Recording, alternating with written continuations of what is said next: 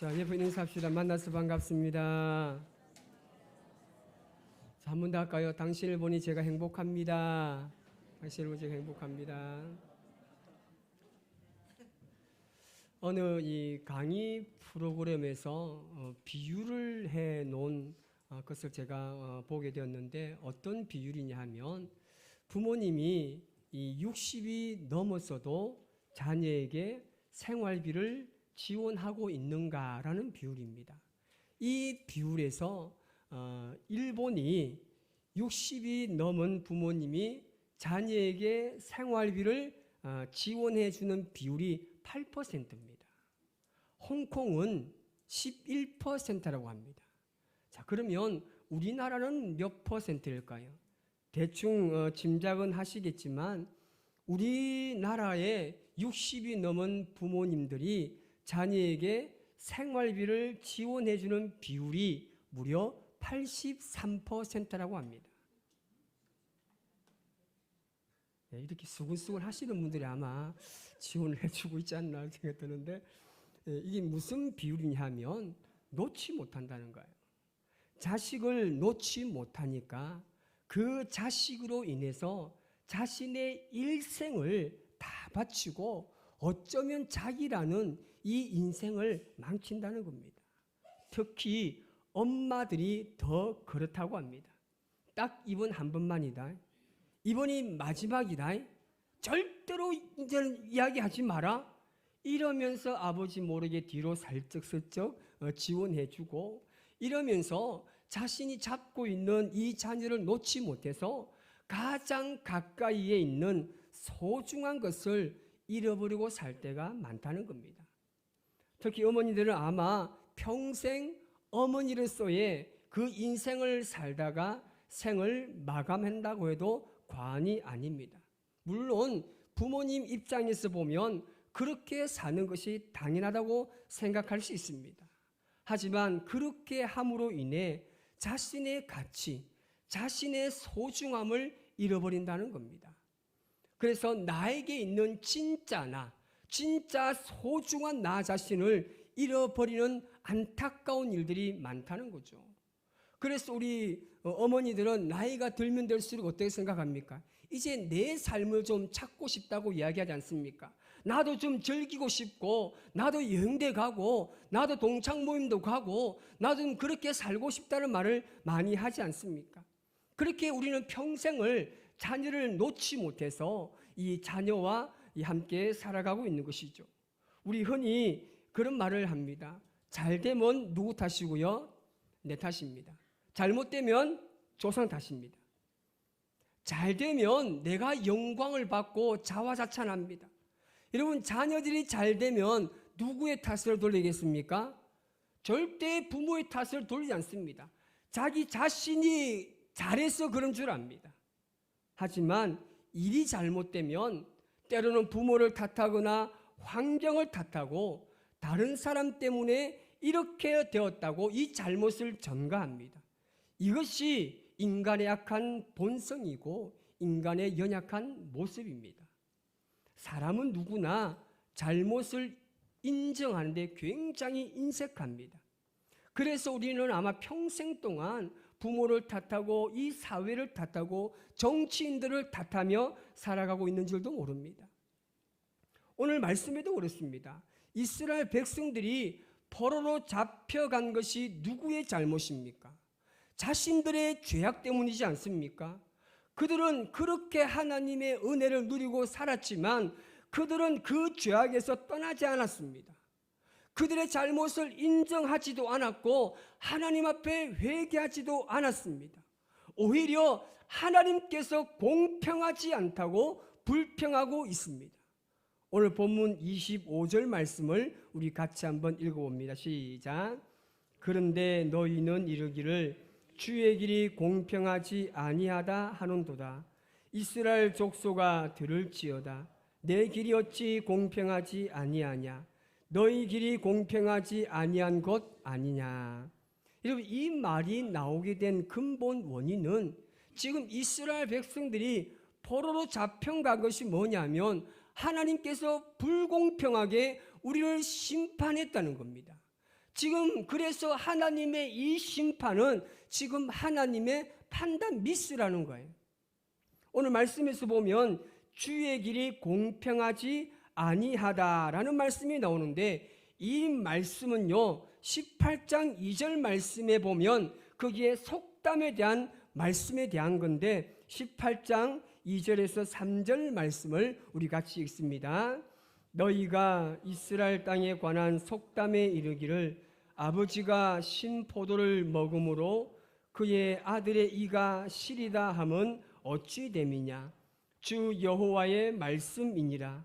내가 나의 삶을 두고 맹세하노니 너희가 이스라엘 가운데에서 다시는 이 속담을 쓰지 못하게 되리라. 아멘. 여러분, 그들의 불평이 뭐냐 하면 자신들이 그동안 범했던 죄를 전혀 생각하지 않습니다. 그래서 자기들이 받는 고통과 고난과 이 포로 생활이라는 이 불행, 이 모든 책임을 공의로우시고 정직하신 하나님께 돌리는 정말 어리석은 백성들의 모습입니다.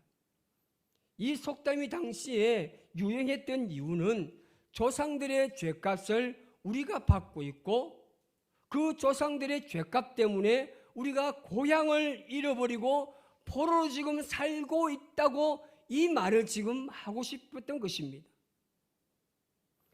조상들의 죄 때문에 이런 포로로 끌려왔다는 말, 이 말은 반은 맞는 말이고 반은 틀린 말입니다.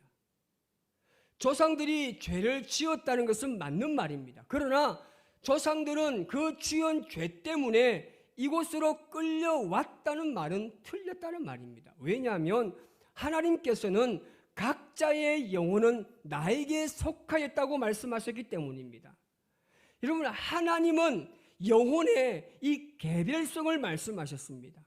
그래서 조상들은 이미 그들이 지은 죄로 말미암아서 심판을 받았다는 거예요.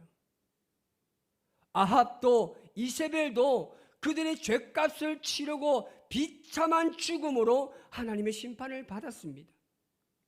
선한 사람은 또 선한 대로 하나님의 상급을 다 받았습니다. 결국 조상들의 죄가 유전되어서 내려오는 것은 아니라는 것입니다. 그런데 지금 우리는 조상을 탓하고 이 사회와 부모를 그리고 환경을 탓하고 있습니다. 하나님께서는 환경을 극복하는 것은 나의 몫이라고 말씀하셨습니다. 부모가 죄악에 젖어 살아가면서 여러 가지 악을 행하고 하나님께서 기뻐하지 않는 일을 한다면 그 영향이 자녀에게 흘러갈 수밖에 없습니다. 하지만 주어진 환경을 극복하는 것은 그들이 해야 할 일이라는 것입니다.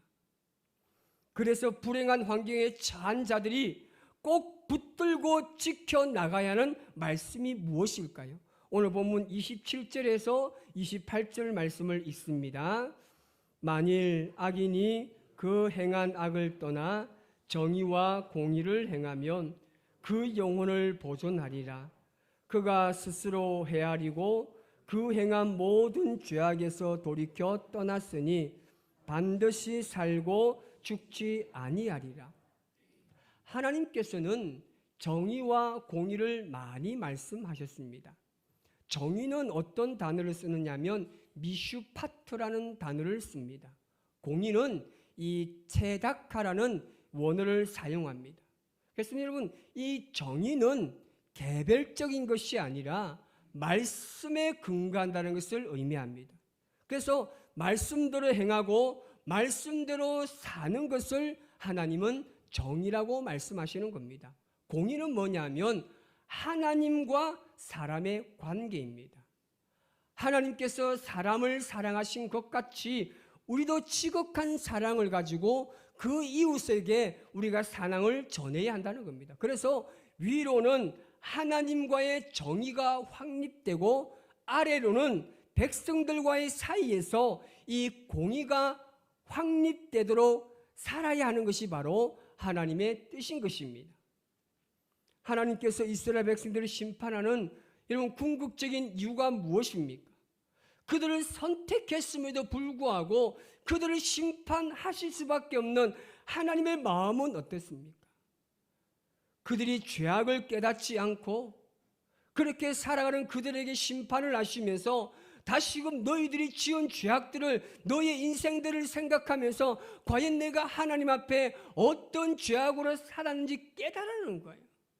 그리고 내가 왜 너희들을 사랑함에도 불구하고 너희들을 심판하는지 너희를 정말 너희가 알라는 겁니다. 그러면서 다시금 깨닫고 알았다라면 하나님께 돌아오라고 하시는 하나님의 뜻이 있습니다.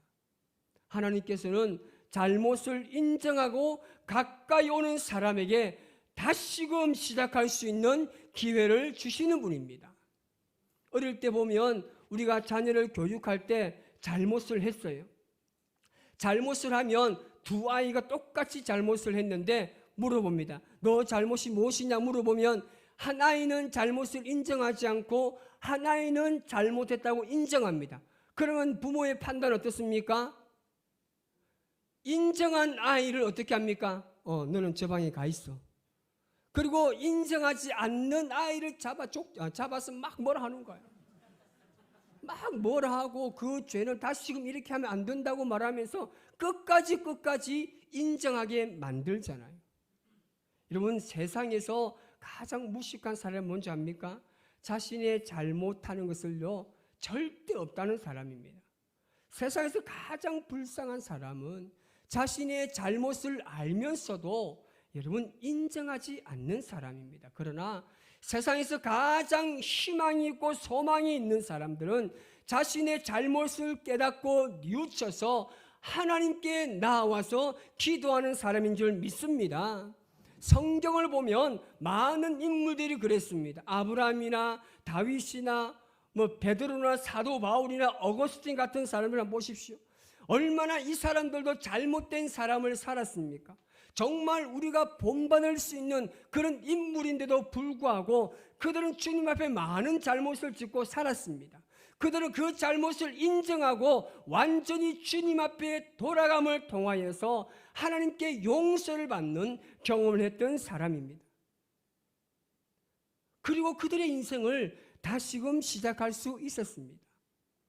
어떤 고등학교 3학년 학생이 하나님 앞에 선 기도합니다. 하나님, 내가 고3 졸업하면 반드시 주님 앞에 내가 헌신하기로 결단하고 내가 신학을 하겠습니다라고 소원합니다.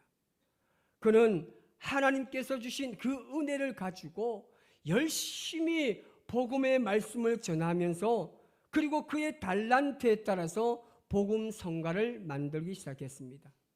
많은 사람들이 이 찬양을 통해서 굉장히 많은 은혜를 받고 있는데 그 찬양이 뭐냐면 바로 이 실로암이라는 찬양입니다. 그는 결국 신학교에 가지 않았습니다. 왜냐하면 세상이 너무나 좋은 거예요. 그래서 세상에 나가서 여러 가지 사업도 많이 했습니다. 사업하는 것들마다 실패하는 거예요. 그로 인해서 엄청난 스트레스를 받게 된 겁니다. 엎친 데 덮친 격으로 몸까지 아프기 시작했는데 결국은 폐암 말기 판정까지 받았습니다. 2개월 시한부 선고를 받은 후에 그가 자신이 잘못했음을 깨닫고 하나님 앞에 뉘우치며 철저하게 회개하고 주님 앞에 엎드렸습니다. 이후에 그는 하나님의 은혜 속에 찬양을 부르며 힘겨운 암투병을 잘 이겨내었습니다. 그리고 건강을 회복하고 20년 만에 다시 신학을 시작합니다. 그리고 2008년 5월 6일에 목사 안수를 받았는데 이분이 바로 신상근 목사님이십니다. 여러분, 하나님의 마음은 어떤 마음입니까? 지금 내가 죽게 되었는데 하나님은 죽게 되었던 너의 삶을 돌이켜 내게로 돌아오려는 거예요. 나는 너가 죽는 것을 원하지 않는다는 거예요. 하나님의 마음은 우리가 우리 죄로 인해서 죽는 것이 아닙니다. 그 죄에서 돌이켜 말씀을 따라 사는 것을 원하십니다. 그런데 우리는 지금 내가 붙잡고 있는 이것을 지금도 내가 놓지 못하고 있는 거예요. 그것으로 인해서 지금 내가 하나님과의 거리가 멀어져 가고 있으면서도 이것을 놓지 못하고 있습니까? 하나님께서는 그것을 내려놓으라는 겁니다. 그 죄악된 삶을 돌이키라는 겁니다. 여러분, 이스라엘 백성들이 놓지 못했던 것이 무엇인지 아십니까? 에스겔 11장 18절 말씀을 읽습니다. 시작. 모든 가증한 것을 제거하여 버릴지라. 아멘. 여기서 문제가 뭔지 아십니까? 자기들이 놓지 못하는, 정말 이 하나님이 싫어하는 미운 물건들, 가증한 것들, 이 모든 것들, 이 놓지 못하는데 문제가 뭐냐면 여기에 온 마음이 다 빼앗겨 있다는 겁니다. 이렇게 살아가는 그들에게 하나님께서 뭐라고 말씀하십니까? 내가 내 행위대로 심판하겠다고 말씀하십니다. 여러분, 정말 두려운 말씀이지 않습니까? 우리가 여러분 어떻게 살아야 우리가 정말 이 죄악에서 아직까지도 내가 잡고 있는 그 여러 가지 이것을 놓지 못해서 하나님과 멀어져 가고 있으면서도 놓지 못하는 이것을 놓을 수 있는 방법이 무엇입니까? 18장 31절에서 32절 말씀 읽습니다. 시작. 너희는 너희가 범한 모든 죄악을 버리고 마음과 영을 새롭게 할지어다. 이스라엘 족속아, 너희가 어찌하여 죽고자 하느냐? 주 여호와의 말씀이니라. 죽을 자가 죽는 것도 내가 기뻐하지 아니하노니 너희는 스스로 돌이키고 살지니라. 아멘. 우리의 마음과 영을요 새롭게 됩니다. 여기서 뭐라고 말씀하십니까? 스스로 돌이키라는 거예요. 너희의 죄악을 너희 스스로 돌이키라는 겁니다. 우리가 이제는 이전과 다른 마음, 그리고 새롭게 마음을 결단해서 자신의 죄악된 삶을 인정하고 그 죄악에서 돌이켜서 우리의 영을 보존하시기를 원하시는 하나님께로 돌아가야 하는 것입니다. 데살로니전서 5장 23절 말씀을 읽습니다. 시작. 평강의 하나님이 친히 너희를 온전히 거룩하게 하시고 또 너희의 온 영과 혼과 몸이 우리 주 예수 그리스도께서 강림하실 때에 흠없게 보존되기를 원하노라. 아멘. 이것이 하나님의 진짜 마음이에요. 우리의 영혼이 병들지 않고 상처로 찌들리지 아니하고 너의 영혼이 정말 아름답게 잘 보존되어서 나에게로 오는 것, 이것이 하나님의 마음이라는 것입니다.